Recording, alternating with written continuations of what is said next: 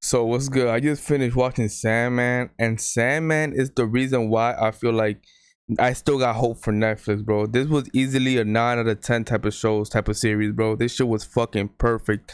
The writing was perfect. The fucking character development was perfect. It's like this shit came down so fucking good that I might actually go read the book. Like let's just talk about the first act. In the first act, okay, so in the first act, you get like a flashback about Morpheus and his first love, which was over 100,000 years ago, and how he fucking sentences her to fucking hell for all eternity. And then years later, Dream decides, oh, I'm gonna go back and get her because he realized his ways was wrong, and then he goes to hell. And then Lucifer, while he's in hell, gives him the key to hell as a punishment, so he has to decide the next ruler. And all this happened in within 2 or 3 episodes, which is fucking amazing. This type of pacing in a TV show I have not seen in a fucking while. Like, it's like I don't know how that they got this type of pacing down, but this shit happens in 2 to 3 episodes. So now, after Morpheus gets the fucking key to hell, and then he goes back to his realm, and after he goes back to his realm, fucking whole bunch of fucking people show up. This is my favorite part of the season right here. A whole bunch of people show up, every like different type of fucking gods, like fucking people I didn't even know existed in this fucking universe. Gods, mystical, like fucking Loki, Thor, and Odin was there, which is fucking insane. Demons that wanted the key back or wanted to rule over fucking hell. It's like a whole bunch of people in this universe wanted to rule over hell. So and I understand, which is a fucking perspective on why Lucifer, God, I'm a God, please. But I understand why Lucifer decided to give it all up. He got tired of it, of running hell, and he decided. I like that type of story, that plot line where he's like, fuck, I don't even want to run this shit, and I don't have to. And then after that, it's like, this is and then that happens, and then he decides to give it to the fucking angels, that God's angels that God sent to watch over this.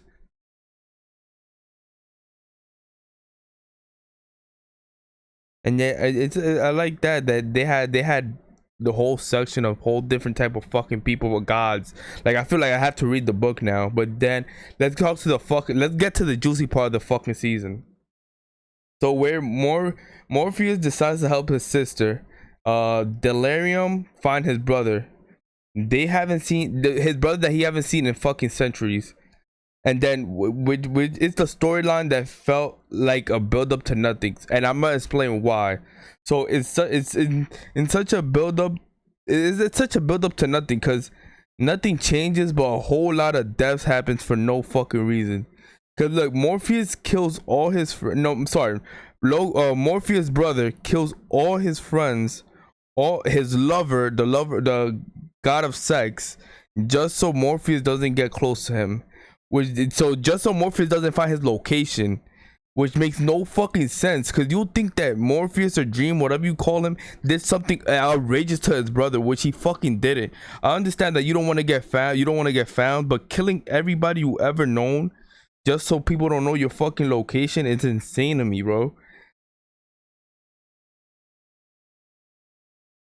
So yeah, he kills a whole bunch of people for no reason, and then that shit doesn't even really matter. You know why? Because at the end of the fucking chapter, or at the end of the fucking season of Act 1, he decides to go on a whole different adventure, and he gives Dream his dog, his sister his dog, which made no sense. He took his sword and went to a whole different adventure and left his realm with nothing. And it just, this story, it just didn't do it for me. So now that I explained my whole story, I'm gonna tell you why I give it a 9 out of 10. Other than the kind of pointlessness adventure, because this shit didn't change nothing, it shows how much Dream changed. Okay, so let's talk about his lover. The lover that he sent to Centuries, he eventually finds her inside of a demon. He kills the demon, or he captures the demon, and the lover is free. The lover, whatever her name is, I'm not gonna search up her name. decides to absolutely just leave him, which I understand. If the love of my life fucking puts me in fucking hell for eternity, I promise you, I promise you, I will never go back with that person. And Dream, I don't understand how he doesn't understand that. Yo, you sent her to eternity, and now you're so fucking surprised that she doesn't want to fucking be with you, bro. What? But other than that, this love story, the way they did the flashbacks for this love story, made me understand the story. And this shit makes me want to just read the fucking book.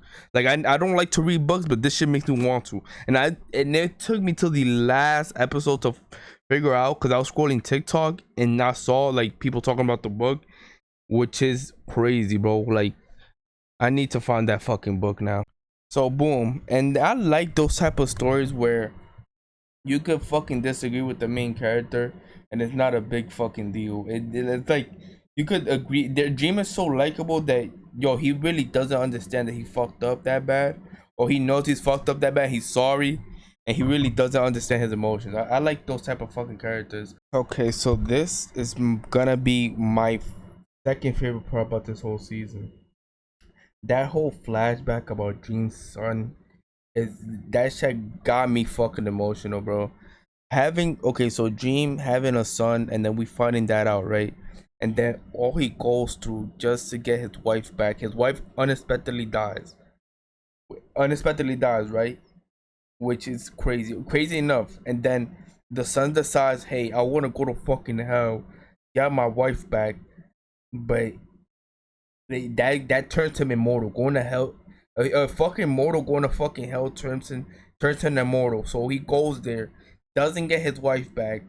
Then he goes over to the fucking main world, goes over there, gets his head chopped off, and then he living in fucking complete misery. And then you find out that all his story about him getting kidnapped before his severed head. He's still alive though. His severed head gets fucking kidnapped, and then he builds a relationship with the girl that kidnapped him, or of type of friendship.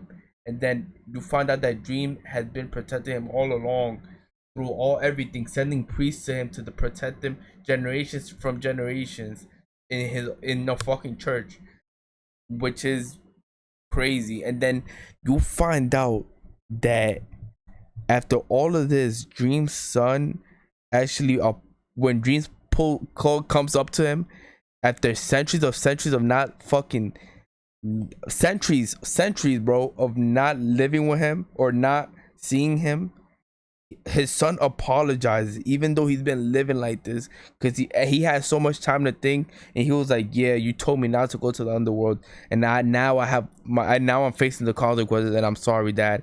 And then you can see that Dream changed as a person, because Dream also apologized, and he tells his son that he has nothing to apologize for. And then you find out that Dream's brother has been living next door, because he knew that Dream will never go to near his son, and so it will be the smartest, safest place to be at, since you know that Dream will never come up to his son, which is yo, this whole episode is crazy.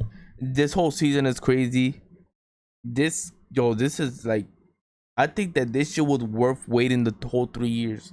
This shit took 3 years to come out from season 1 to season 2, and then Act 2 is gonna come out this year, I think, which I can't fucking wait. But other than that, that's why I rated 9 out of 10. I really didn't like the whole brother adventuring thing, because to me it didn't make any fucking sense. When Dream found him, it's like, what? It's like he just left again. His realm is still in fucking shambles. This shit didn't change nothing. But I know it's gonna be an Act 2, so it's gonna get better. So that's why I rated 9 out of 10. And those other fucking siblings are absolutely useless. The most useless fucking, yo, bro, all those siblings, Destiny is useless. All these motherfuckers are fucking useless, bro, I promise you. But other than that, except for the sister that adventured him, whatever her name is. What's her name? Let me see. Name is the something. But yeah, him and his sister, the adventure wasn't bad to find his brother. It's just that I felt like we went through all of that as a fucking viewer for him to just dip.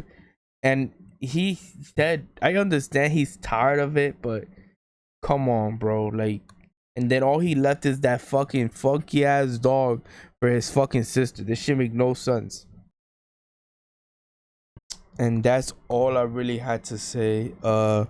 If you enjoyed this video, these type of videos I enjoy making a lot because it's very chill, very vibey, very like I watch a lot of TV shows. If you enjoyed this video, leave a like and subscribe.